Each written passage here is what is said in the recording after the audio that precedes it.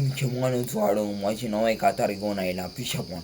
पिशेपण पिशेपण कोर्त्यांचे न्यासोंक फावना तांकां जाता तितलो आदार दिवया